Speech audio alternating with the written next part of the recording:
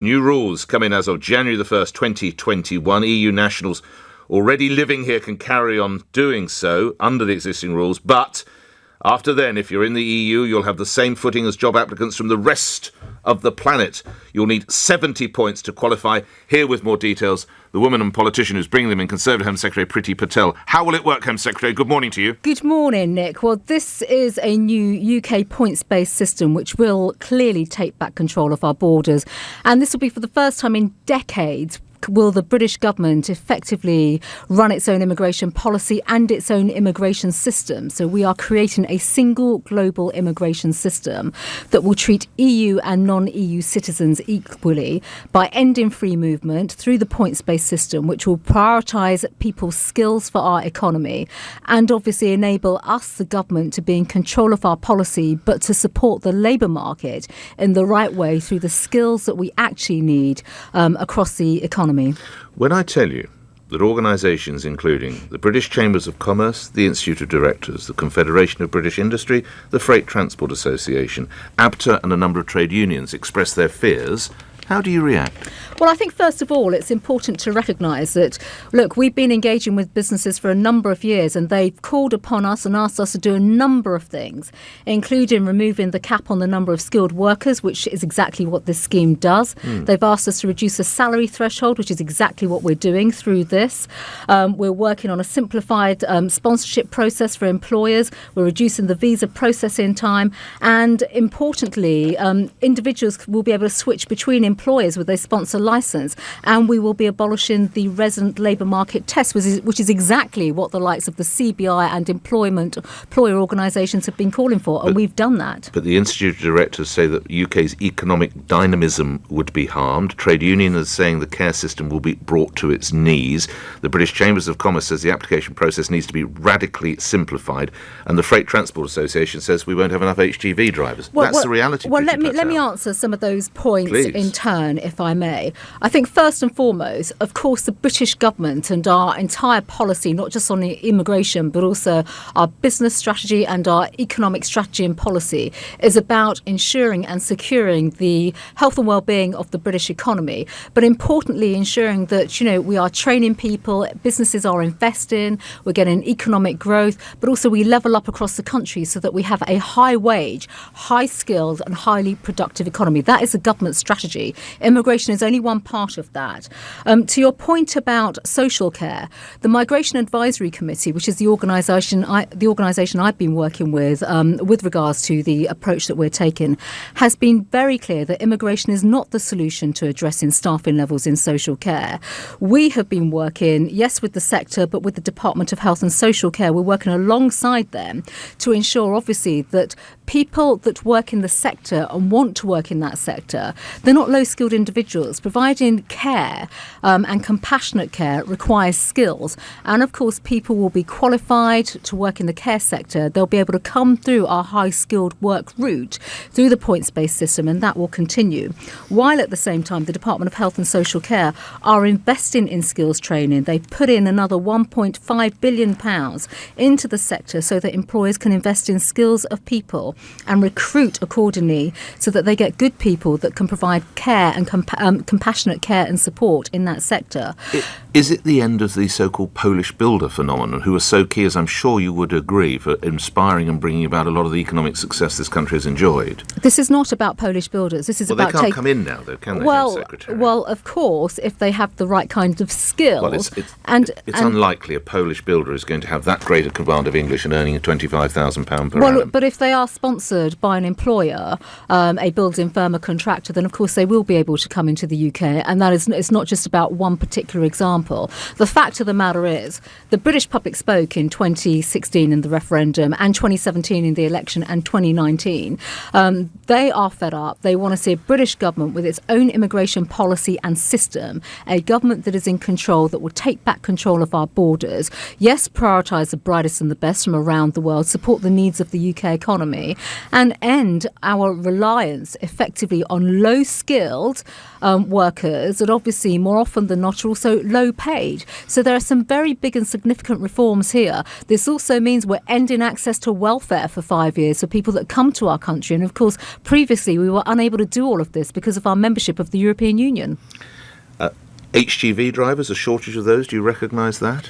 Well, again, this will be down to we'll still be working on the basis of we'll keep a. This is the idea. You can turn the tap on, though. So I mean, it's a very crude way of putting it. But if we are short of drivers, you can suddenly make adjustments, and it becomes attractive for drivers to come here. Is that the point? So it's based upon labour market data, and that is really important. So obviously, needs of our economy, labour market data to monitor the pressure in key sectors, and this will be a phased approach, Nick, in terms of our immigration policy. So over time, you'll see tradable points come in where when we need more people in certain sectors with certain skills, they'll be able to trade in points basically, so they'll acquire more points based on the needs of the labour market. The side of my family on my father's side were in catering, so I don't know if I'd actually be in this country under these rules.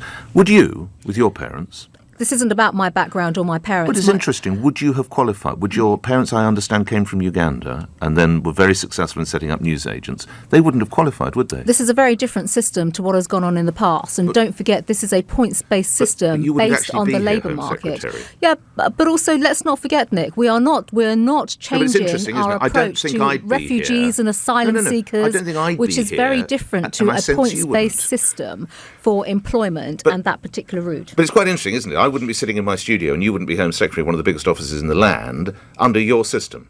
But the policies are changing. This is the point. We are changing our immigration policy, one that is fit for purpose for our economy, that is based on skills. This is not about refugees and asylum and people that are being persecuted around the world. We must differentiate between the two. All right. I'm sure you, like me, will commend the Metropolitan Police officers who were involved with an incident on a train in London where a taser was deployed. We won't talk about that because it's going before the courts, but you have said in the past that there will be more tasers. What is the timing of the rollout of those, Home Secretary? We're already rolling that out, Nick, and you know my views on tasers. I've been at the forefront of leading the investment and empowering police forces across the country to ensure that they train and equip officers. We're doing this already. In fact, I think could have been the last time we spoke. I was announcing the rollout of our taser programme, the funding for that, and obviously police and crime commissioners and police forces were basically looking at applying for those funds. That is taking place, and we are seeing more and more forces around the country. It's an operational decision by police chiefs. They're making stronger decisions in this area.